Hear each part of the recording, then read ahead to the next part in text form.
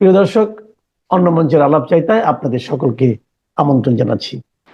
রাজনীতির ময়দানে একেবারে তরতাজা খবর হলো, আওয়ামী লীগ নেতা জনাব সাবের হোসেন চৌধুরীর সঙ্গে প্রভাবশালী তিনটি পশ্চিমা দেশ, স্ক্যান্ডিনেভিয়ান পশ্চিমা দেশ, সেই দেশের রাষ্ট্রদূতরা তার বাসভবনে দেখা করেছেন।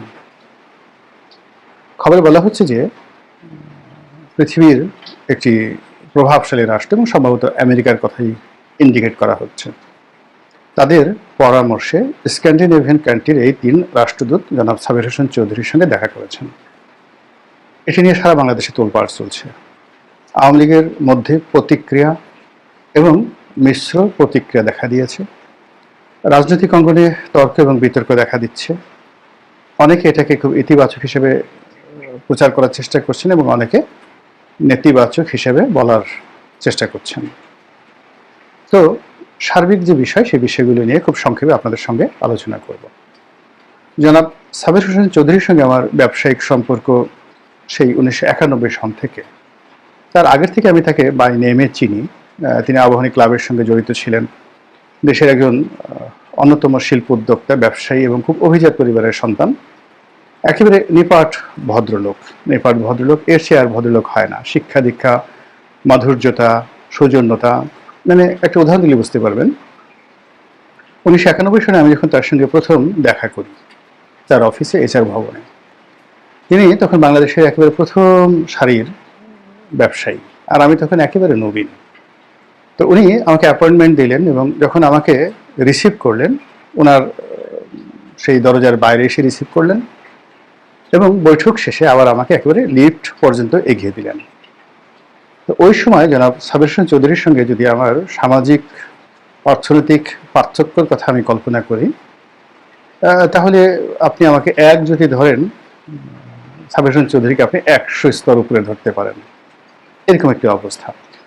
অথবা মানে একেবারে বয়সের তরুণ, নতুন ব্যবসা শুরু করেছি, সাকল্যে আমার তখন 10 লাখ টাকারও চালান নেই, আর তখন তিনি ওই আমলে 91 সালে 1000 কোটি টাকার মালিক। বোঝার চেষ্টা করুন। তো এই ছিল তাদের আর বিনয় এবং ভদ্রতা। পরবর্তীতে তিনি রাজনীতিতে আসলেন, ভালো করলেন। আওয়ামী লীগ সরকারের প্রথম দফায় মন্ত্রী হলেন। 11 সময় যে কোনো কারণই হোক না কেন, শেখ হাসিনার সঙ্গে তার একটা সম্পর্ক খারাপ হয়ে যায়।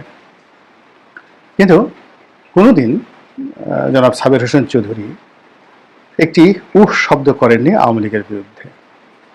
বরং দলের অনেকে তুচ্ছ করেছে, তাচ্ছিল্য করেছে। হয়তো দলীয় প্রধানের পক্ষ থেকেও অনেক নেতিবাচক কথাবার্তা বলা হতো, কিন্তু তিনি কখনোই সেটা রিয়াকশন দেখাতেন না। তার এই ভদ্রতা আমাকে বিমোহিত করত।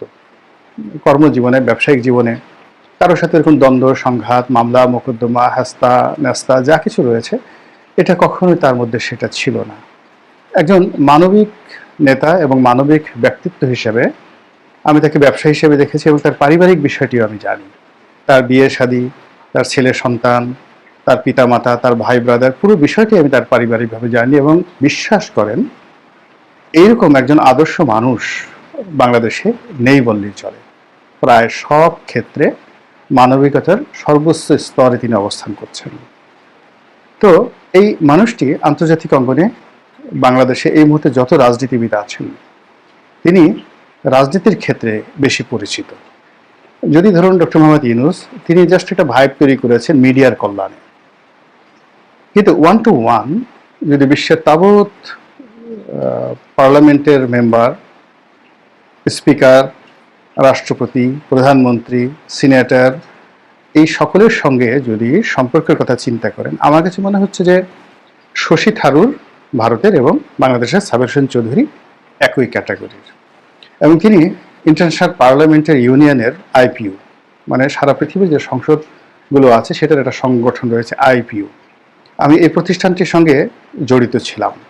এই IPUর সভাপতি হিসেবে জনাব সাবের হোসেন চৌধুরী যে দায়িত্ব পালন করেছেন, IPUর ইতিহাসে এত সফল, এত অ্যাক্টিভ এবং এত কার্যকর কোনো সভাপতি আসেননি। এবং তিনি বাংলাদেশে যে IPUর একটা সম্মেলন করেছিলেন, এটা ইটস এ গ্র্যান্ড, মানে যাকে বলা হয় ফাংশন, সিরিমোনিয়াল ফাংশন বাংলাদেশের জন্য এবং IPUর জন্য। এনিওয়ে, তো এখন সেই সাবের হোসেন চৌধুরীর সঙ্গে পশ্চিমা রাষ্ট্রদূতরা দেখা করেছেন, এটা নিয়ে আলোচনা হচ্ছে। আপনারা অনেকেই জানেন যে এই সরকার ক্ষমতায় আসার পর পাইকারি হারে আওয়ামী লীগের সকল নেতাকর্মীদের বিরুদ্ধে মামলা হয়েছে। সাবের হোসেন চৌধুরীর বিরুদ্ধে মামলা হয়েছিল। সারা বাংলাদেশ সিসি করেছে যে এরকম একজন মানুষের বিরুদ্ধে মামলা হতে পারে না। যাই হোক, তিনি জামিন পেয়েছেন এবং জামিন পেয়ে তিনি চুপচাপ। রাজনীতির এধারও নেই ওধারও নেই। তার সঙ্গে আওয়ামী লীগের নেতাকর্মীদের যোগাযোগ আদৌ কি আছে কি বা নেই আমি জানি না। শেখ হাসিনার সঙ্গে তার এমন সম্পর্ক ছিল একটা সময় যখন তিনি সাংগঠনিক সম্পাদক ছিলেন, তার পলিটিক্যাল সেক্রেটারি ছিলেন, তখন শেখ হাসিনা আসলে সাবের হোসেন চৌধুরী ছাড়া কাউকে বুঝতেন না। কিন্তু একাগারের সময় এই সম্পর্কটা যে কোনো কারণেই নষ্ট হয়ে যায়। এখন এখানে সত্য কি আছে মিথ্যা কি আছে অনেক কিছুই, যেমন দেখা গেল মাহমুদুর রহমান মান্না, তো ওনার ধারণা, শেখ হাসিনার ধারণা যে মান্না সাহেব একাগারোর সঙ্গে জড়িত ছিলেন। কিন্তু আমি মান্না ভাইয়ের সঙ্গে খুব একান্ত আলোচনা করেছি এবং পরবর্তীতে ওনার সঙ্গে, মান্না ভাইয়ের সঙ্গে আমার যে সম্পর্ক, আমি জাস্টিফাই করার চেষ্টা করেছি আসলে এই ভদ্রলোক জড়িত ছিলেন কিনা। জিরো।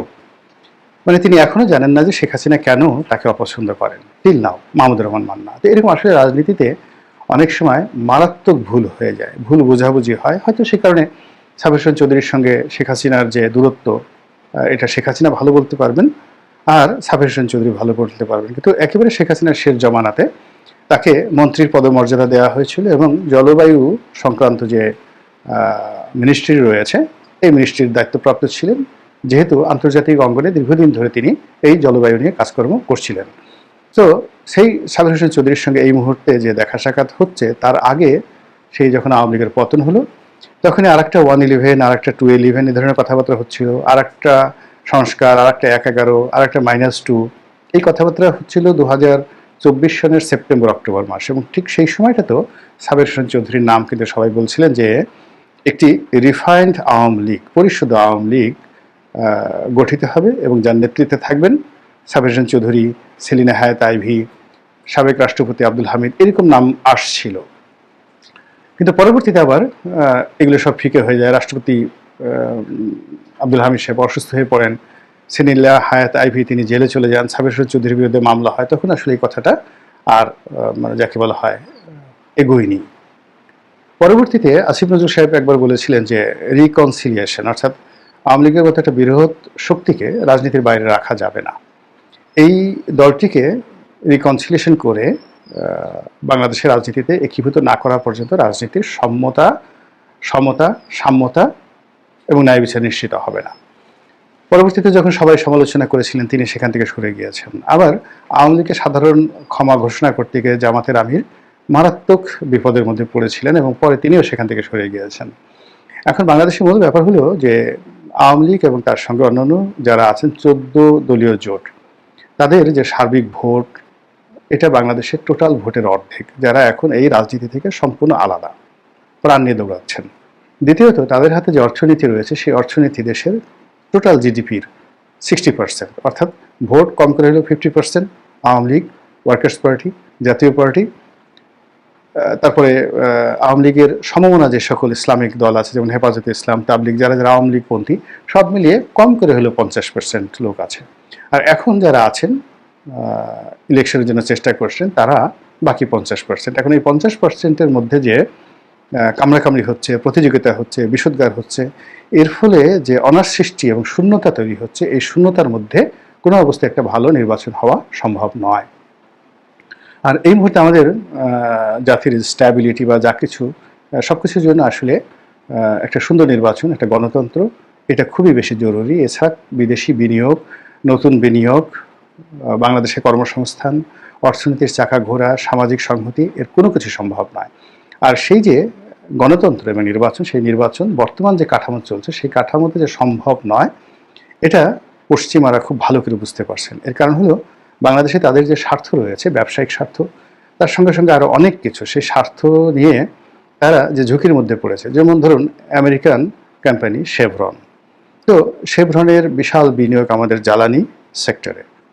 সরকারের যে অবস্থা, শেভরন যদি বাংলাদেশে ব্যবসায় ফেল করে পুরো আমেরিকার শেয়ার মার্কেটে তারা দেউলিয়া হয়ে পড়বে। এভাবে আরও অনেক কিছু, আমি একটা কোম্পানির নাম বললাম, জাপানের একই অবস্থা, প্রচুর বিনিয়োগ রয়েছে, চীনেরও একই অবস্থা, ভারতের একই অবস্থা। তারা শেখ হাসিনার জামানা থেকে শুরু করে মানে গত 15 বছরে এই দেশের উন্নয়নের সঙ্গে দুই হাতে তারা বিনিয়োগ করেছে সব ক্ষেত্রে, এবং এখানে বিলিয়ন বিলিয়ন ডলার লেনা দেনা হয়েছে, পাওনা দেওয়া হয়েছে, বিনিয়োগ হয়েছে, সব মিলিয়ে বিদেশি কোম্পানিগুলো, বিদেশি রাষ্ট্রগুলো খুব বিপদে পড়েছে। ফলে এখানে একটা স্ট্যাবিলিটি দরকার রয়েছে। এখানে আমরা নানা রকম কথা বলছি, পাহাড়ের অশান্তির কথা বলছি, আমেরিকার বন্দর দখলের কথা বলছি, ওটা আর একটা পার্ট। কিন্তু এখানে একটা রাজনৈতিক স্থিতিশীলতা বা একটা কমান্ড, মানে সকলের উপরে, জনগণের উপরে একটা ধারাবাহিক কমান্ড করতে পারে, এরকম একটা রাজনৈতিক শক্তি দরকার। তো সেই রাজনৈতিক শক্তিটা বর্তমান প্রেক্ষাপটে বিএনপি বা জামাত তারা বা এনসিপি একেবারে অসম্ভব ব্যাপার। এটা পশ্চিমারা বুঝতে পেরেছেন, ডক্টর মোহাম্মদ ইউনূস বুঝতে পেরেছেন। এই জন্য আসলে পর্দার আড়ালে নানা রকম রিকনসিলিয়েশন হচ্ছে, নানা রকম কথাবার্তা হচ্ছে এবং নানা রকম গুজব হচ্ছে, এবং প্রায় সব ক্ষেত্রেই আওয়ামী লীগকে বাদ দিয়ে কোনো চিন্তা কেউ করছে না। এখন এখানে আওয়ামী লীগের ধরুন শেখ হাসিনা, শেখ পরিবার, আওয়ামী লীগের যারা দুর্নীতিবাজ, তাদের বিচার নিয়ে আসলে আওয়ামী লীগের মধ্যে দ্বিমত নেই, আপনারা বিচার করেন। কিন্তু শেখ হাসিনার বিষয়টা হলো, যেহেতু তিনি দলীয় প্রধান, বঙ্গবন্ধু কন্যা, তার ব্যাপারে দলের যারা লোকজন রয়েছে তাদের এক ধরনের আবেগ রয়েছে, শ্রদ্ধা রয়েছে, যেমন বেগম খালেদা জিয়া। এখন তার জনপ্রিয়তার কারণে আপনি আওয়ামী লীগ যত কথাই বলুক না কেন, সেই জিনিসগুলো বিশ্বাস করানো যায়নি। তিনি তার জায়গাতে আছেন। তো বেগম জিয়ার যে অবস্থা, আওয়ামী লীগের নেতাকর্মীদের কাছে শেখ হাসিনার অবস্থা একই। ফলে এখানে এই বিষয়টি হ্যান্ডেল করতে হবে অত্যন্ত সতর্কতার সাথে, এবং ইচ্ছা করলে এই আমাদের কোর্টের যে বিচার, তারপর শেষে রায়, বিচার প্রক্রিয়া, এগুলো দিয়ে আওয়ামী লীগের যে মন মানসিকতা শেখ হাসিনার প্রতি, এটা এক বিন্দুও পরিবর্তন করা যাবে না। বরং শেখ হাসিনাকে নিয়ে যত নেতিবাচক প্রচারণা হবে, তত বেশি তার জনপ্রিয়তা বাড়বে। আমরা 11-এর সময় দুই নেত্রীর ক্ষেত্রে সেই ঘটনা দেখেছি। বঙ্গবন্ধুকে মাইনাস করার জন্য যখন তাকে গ্রেপ্তার করা হলো, তখন আমরা দেখেছি তার জনপ্রিয়তা বৃদ্ধি পেয়েছে। মানে এইভাবে যখনই কারোর প্রতি রাষ্ট্রশক্তি খুব নির্মম হয়ে যায়, তখন তাকে কেন্দ্র করে মানুষের জনপ্রিয়তা বাড়ে। তো এনিওয়ে, জনাব সাবির হোসেন চৌধুরীকে নিয়ে যে আলোচনা হচ্ছে, সেই আলোচনার প্রেক্ষাপট হলো যে তাকে কেন্দ্র করে কি নতুন একটা আওয়ামী লীগ গঠিত হচ্ছে, আওয়ামী লীগ অর্গানাইজ হচ্ছে, এটা কি ভালো হবে? তারপরে তিনি কি যাকে বলা হয় on behalf of Sheikh Hasina, তিনি এই আওয়ামী লীগ অর্গানাইজ করবেন, নাকি একাগারের মতো আবার উইদাউট শেখ হাসিনা তিনি এটা অর্গানাইজ করবেন?